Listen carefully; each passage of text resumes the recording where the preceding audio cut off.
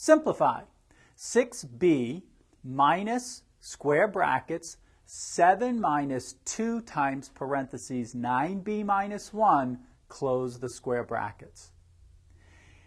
For the order of operations, we need to work in the innermost parentheses first. 9b minus 1 is simplified as it can be, so now we distribute the 2 into the parentheses. So this will be equal to 6b minus the brackets 7.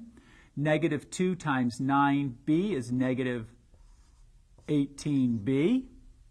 Negative 2 times negative 1 is positive 2. Parentheses are now eliminated.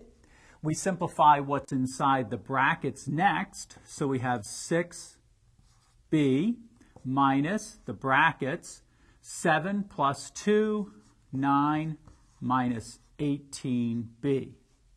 Since we're subtracting the two terms here, we rewrite them with the opposite signs. So we have 6b minus 9 plus 18b.